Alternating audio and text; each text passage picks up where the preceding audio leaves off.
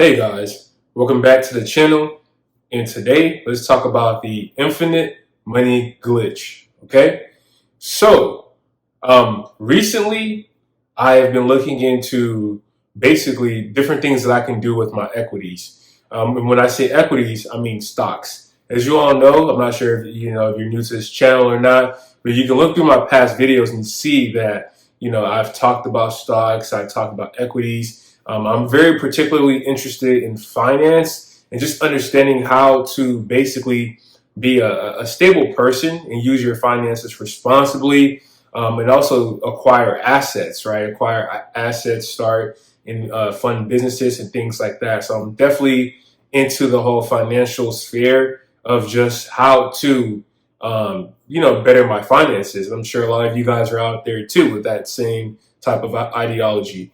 So um, basically, I have a bunch of stocks and everything, and I've been looking into getting some money and using that money to acquire a particular asset for a business, right?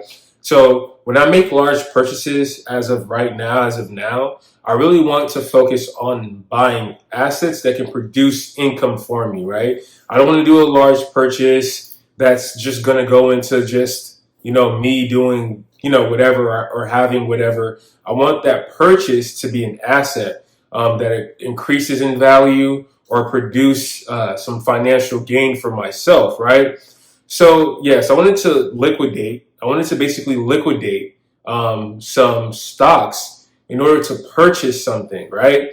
I was going to use my cash, but I was like, I don't want to use my cash that I have on hand because is kind of for emergency. And I don't classify this as an emergency. So I'm like, okay, I have stocks, I have equities, there's quite a few of them, and that I could liquidate in order to use whatever the money I get to purchase this asset, right? For business purposes. So, um, but I wanted to take a look at other ways to do so because I didn't really want to sell my stocks, sell my equities because they can increase in value and everything. And I buy pretty good companies and I make sure that I do my research before I acquire them. I haven't really acquired anything new in a while except for insurance-based companies, just because how important they are to society, and that's why I acquired some insurance-based companies for stocks and things like that. So I didn't want to sell my equities, right? Because now I'll be losing out on some of the gains, and I have to pay capital gains tax, which is I think like 20% or something to that extent.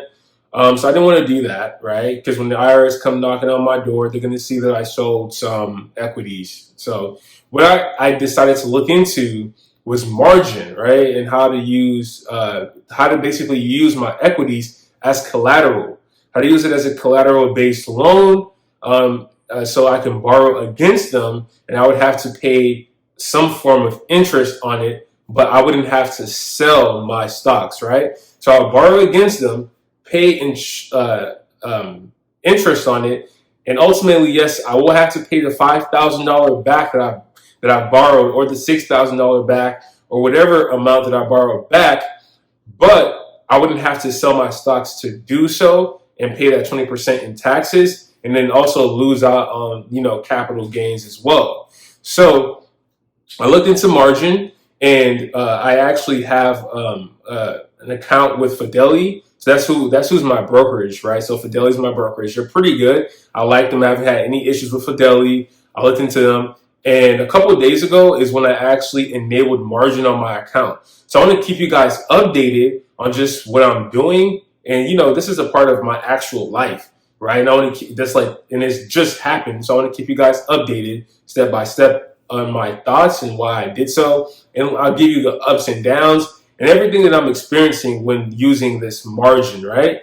So basically, so whenever you have some equities in your account, I'm not sure how much you need, but whenever you have some type of equities in your account, you can borrow against them from pretty much any brokerages. You can borrow against it without selling it, and they'll give you the money that you need in order to do whatever it is that you need to do.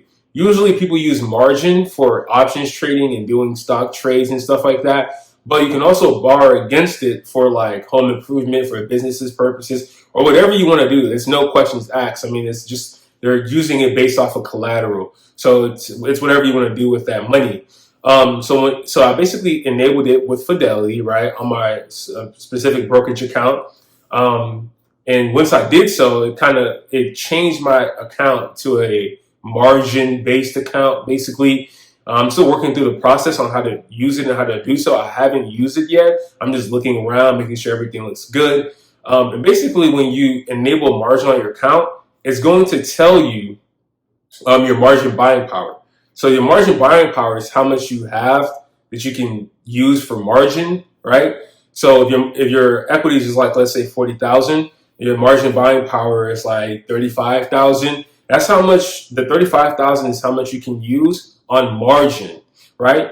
So once you transfer or withdraw from, from your account using margin. So let's say you don't have any cash in your account and you want to withdraw some money, you're gonna withdraw based upon the margin, right? So if there's no cash, it's gonna go to the margin.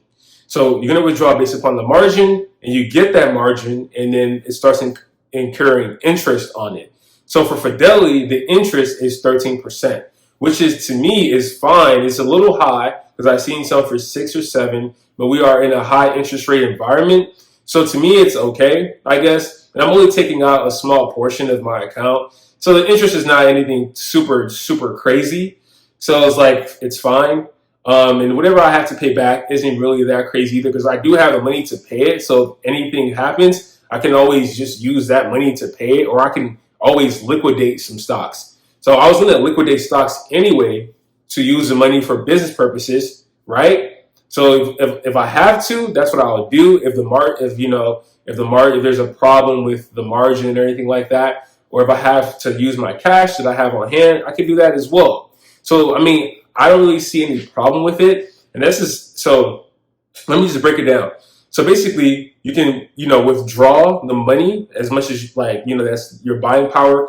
I would suggest not to withdraw more than 25% of your buying power, your margin buying power, and they would suggest that too, right? So you don't want to withdraw at all, because you're probably going to get a margin call, meaning that when the stock market dips, right, and the amount that you have in your account is like meets a certain threshold to where that you're borrowing more than you're supposed to, because you're supposed to, there's a limit, and your account drops right past that, then you're gonna get a margin call. And you're gonna have to put some cash into your account so you can use it to basically pay back some of that loan.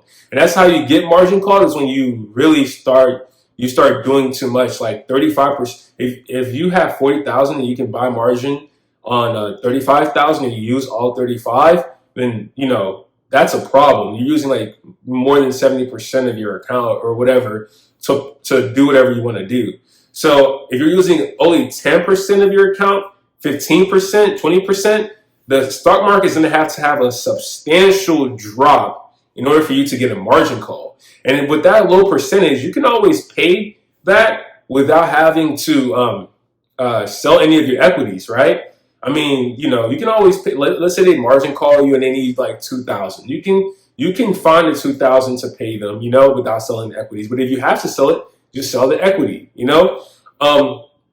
So just don't take out too much that against what you have. I would say the rule of thumb is just to take out 20% of what your margin buying power is, and that's the max. Anything more than that, 25%, 20, 25 is okay, but please want to keep it within that range. And also, you can continue to invest. So once you put money into your account and you deploy that to investments, you can continue to invest and buy more stocks, which will then increase your margin buying power, right? Because you're adding more equities into your account. So like you can use it to increase your margin buying power. You can always buy more stocks. So, so you're borrowing the money, right? It's accruing interest. You can always buy more stocks. You can always pay off the margin as well. And there's no time limit necessarily on the margin. So basically, this is how it is. So the interest is going to be 13%. And let's say you borrow 5,000, right? So 13%, and you do, let's say you want to hold you want to hold the margin for a year, right? So 13% divided by 12 is, I think, like 1.08, right? So let's just round that up to 1.1. So the interest on what you withdrew occurs every month, like it's monthly. So it'll be 1.1% of 5,000. That would be your interest. So 1.1% of 5,000, I think, is like $55. So you would have to pay, like, the interest accrued would be $55 a month. So your total cost you would owe back would be 5,650 or 660 or something like that, right? So you can, before every month end, just to make sure your interest is not like doubling up, you could just put in the 55 in your account, and then that 55 will go towards, your balance, and it will just kind of like, remove your interest, and you would just be owing like the principal. So you can pretty much do that for the time being, and $55 monthly payment on the $5,000 loan is not entirely too crazy, though the interest can go up because it's not a fixed rate, it's a variable rate, so it can go up. And that's what I do have to deal with, just the interest going up. But I don't think I'm going to have this for long. I just want to try it out, and then we'll see how it works, If I have to, I'll do whatever I have to do. I'll let you guys know how it goes through with everything. This is what I call it, a money glitch, because you don't have to sell your stocks, right? You don't have to sell your stock. You can borrow against it, but you have to, make sure it's within a good percentage for you. You can borrow against it, just pay the interest on it, and use that money for whatever you want to use it for. But you are going to eventually have to pay back the 5,000, or you can just keep paying the interest on it. It's up to you. I'm going to eventually pay back the 5,000 and not just try to just do the interest payment, just, forever and ever and ever. But that to me is a money glitch. It's a money glitch, and this is what apparently the rich people do. The people who have billion-dollar net worth, millions and millions of dollars of net worth, who has most of their money in equities, they don't always want to sell their equities, because when they do, they get a capital gains tax. And once they get that tax, that's 20, 25, 30% that's going to the government. And you don't get capital gains tax off of loans. You just pay interest, right? So, I'm like, if I sell 20% tax or 13% interest, which one? So I just think the other one to me is a little better for what I want to do. And I'll just keep you guys updated.